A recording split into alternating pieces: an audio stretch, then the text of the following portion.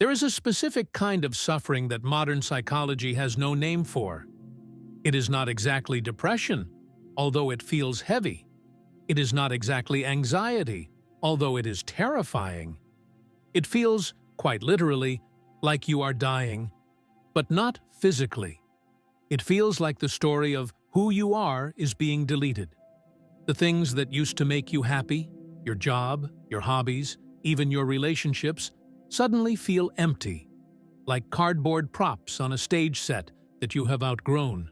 You look in the mirror and you recognize the face, but the person behind the eyes feels like a stranger. You feel lost, isolated, and perhaps for the first time in your life, profoundly unsafe. You feel like you are free-falling through a void with nothing to grab onto. If this sounds like you, I need you to listen very carefully. You are not going crazy. You are not broken. You are undergoing what the mystics, philosophers like Alan Watts, and ancient traditions have called ego death.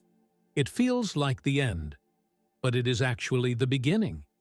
Today, we are going to walk through the 6 clear signs that your old self is dissolving, so the real you can finally emerge. The first sign is often the most confusing. It is the sudden, inexplicable loss of interest in things you used to love. Alan Watts described the ego as a character we play, a mask. For years, you have loved playing your character. You loved your career ambitions, your social standing, your specific tastes in music or politics. But ego death begins when the mask starts to itch. Suddenly, the things that used to give you a dopamine hit, getting a promotion, buying new clothes, winning an argument on the internet, feel completely hollow. You look at the games everyone else is playing, the status game, the money game, the popularity game, and you just can't bring yourself to care anymore. Your friends might ask, "What's wrong with you? You used to love this." And you don't have an answer. You just feel bored, profoundly bored with the drama of your own life. This isn't depression. This is your soul waking up and realizing it has been playing with toys. As your interest in the outer world fades, the inner world begins to crumble. This leads to sign number 2, a massive identity crisis. We spend our whole lives building a definition of ourselves. I am a lawyer. I am a parent. I am the smart one. I am the victim. Your ego is that definition. It is a mental construct built out of your past memories and your future hopes. Ego death is what happens when that construct collapses. You might wake up one morning and realize that the label lawyer or parent doesn't actually tell you who you are. It's just a role you play. So the terrifying question arises, if I am not my job, and I am not my relationships, and I am not my past history, then who am I? This feels like falling. The ground beneath your feet, which you thought was solid rock, turns out to be clouds. The mistake people make here is trying to quickly build a new identity to feel safe again. They rush to find a new label, a spiritual label. But the process demands that you sit in the void. You have to become comfortable with not knowing who you are, because only in that empty space can the truth arise. As the structure of your ego weakens, the things it was holding back start to flood out. This is sign number 3, intense emotional purging. Your ego is like a dam. For your entire life, it has been holding back oceans of repressed emotions, old grief, hidden anger, shame, fear. It pushed them down so you could function in polite society. When the dam cracks, the water comes rushing through. You might find yourself crying uncontrollably for no apparent reason.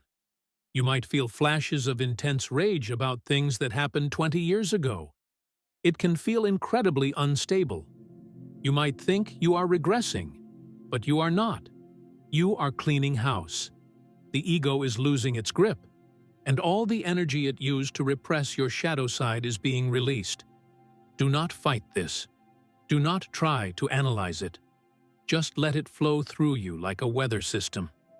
The storm has to rage before the sky can clear. As the process deepens, your relationship with reality itself begins to shift. This is sign number 4, a pervasive sense of unreality, often called depersonalization or derealization. You might be walking down the street, and suddenly, everything looks two-dimensional.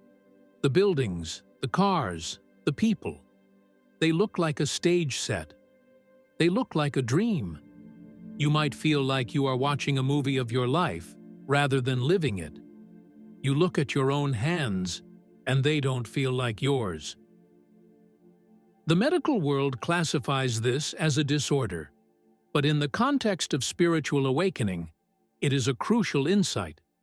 You are beginning to see the truth that Alan Watts spoke of tirelessly, that the world you think is real is just a projection of your mind. You are realizing that you are the consciousness witnessing the movie, not the character in the movie. It feels dreamlike because you are waking up from the dream. This all leads to the 5th and hardest sign, the dark night of the soul. This is the point of maximum compression. You have lost interest in your old world, but you haven't found the new one yet. You are stuck in the hallway between 2 doors, and both are closed. It is a state of profound existential loneliness. You feel completely abandoned by the universe. This is the crucible. This is where the caterpillar completely dissolves inside the cocoon before it becomes a butterfly. It is a necessary death. But if you can endure the dark night without running back to your old distractions, a 6th sign begins to emerge, flashes of profound peace. For no reason at all, in the middle of your confusion, you will have a moment where the noise in your head just stops. You look at a tree or the sky, and you don't just see it. You feel connected to it. You feel a quiet, vibrating hum of aliveness that is underneath all the fear. You realize that while your ego is terrified of dying, something else inside you, the observer, the witness, has been calm the entire time. Ego death is not a punishment. It is an invitation. It is life stripping away everything that is not you, so that what is truly you can remain. The process is painful because we are addicted to our illusions. We clutch at the bars of our own cage because at least they feel familiar.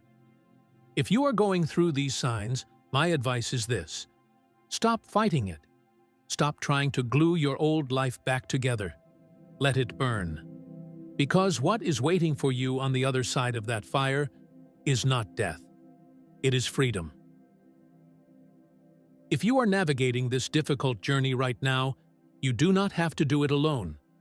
This channel exists to provide a map for the territory ahead. Subscribe to AwakenMind, and let's walk this path together.